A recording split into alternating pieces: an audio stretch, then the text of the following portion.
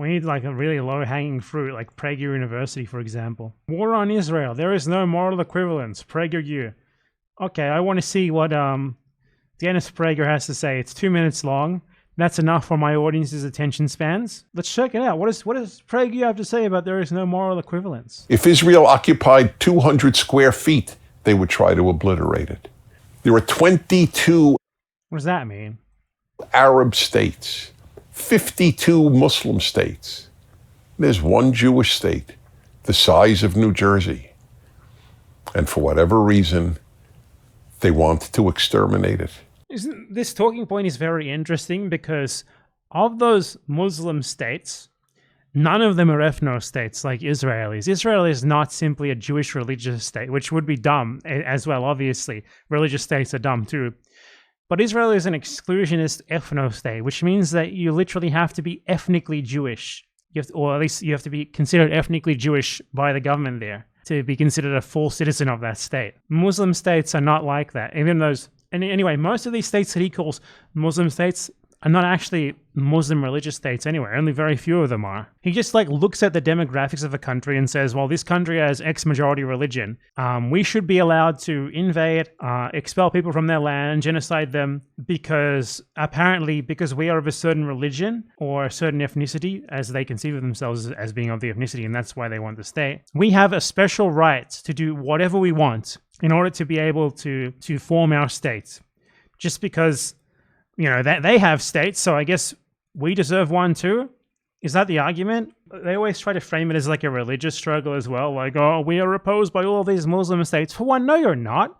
The vast majority of those states are themselves neutered little puppies for the American empire. Most of them have been desperately trying to normalize relations with you for like 60 fucking years. The victim narrative is total bullshit. But the reason why, in 1948, most of them did actually attack Israel is not because it was a Jewish state. It's because Israel unilaterally declared itself the owner of a country that wasn't its to declare itself the owner of. It fucking declared itself with none of the permission of the people who were there before it, that it had the right to separate that land.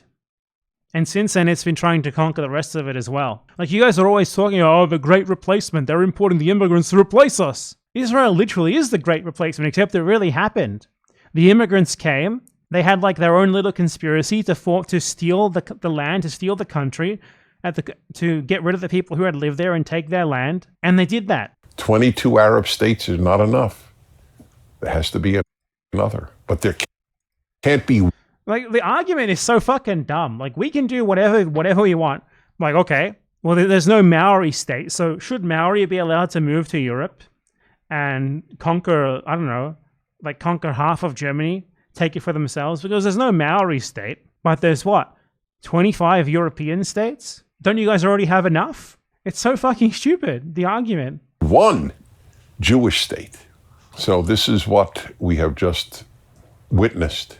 The desire to murder as many as possible, and then the barbarity of it. One young woman who was at the concert was actually a German tourist. Her naked body was being wheeled through or driven through.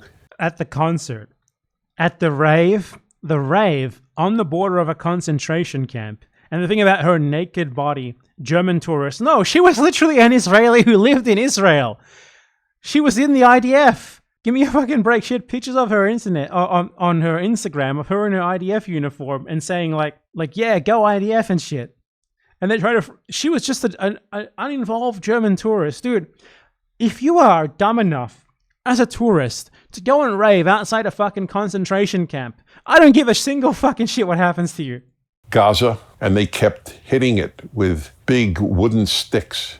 The dead, naked body of the woman, with gleeful crowds cheering it on. You could see it. It's very... Where? Show us the video. You're not showing me the video, so it never happened. Very easily seen on the internet. I mean, this is a level of barbarity for you. You know what a level of barbarity unseen in human times is? Everything to do with Israel is just barbarity.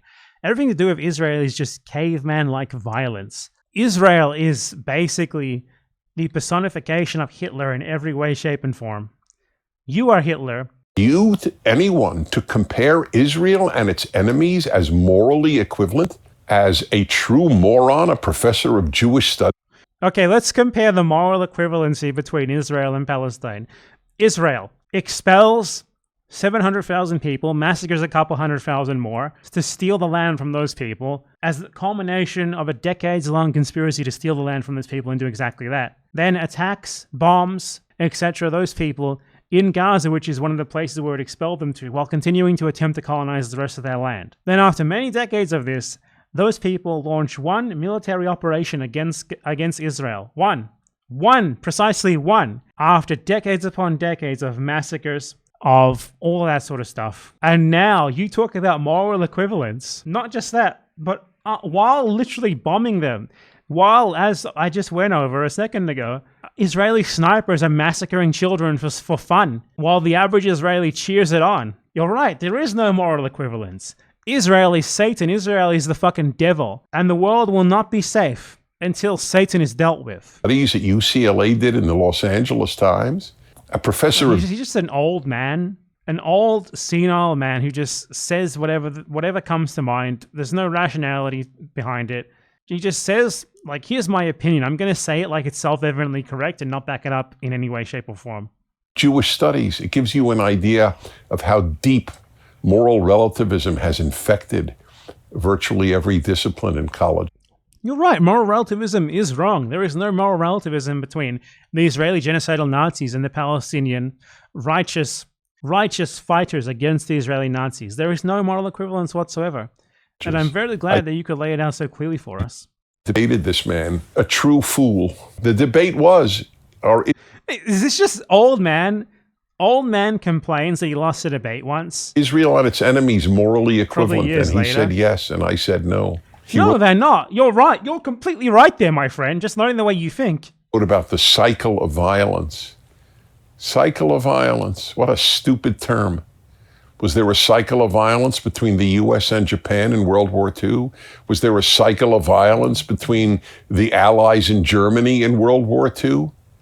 Yes. How do you think that ended up happening? Do you think there wasn't hundreds of years of colonialism that preceded it until the Nazis finally did that colonialism in Europe itself?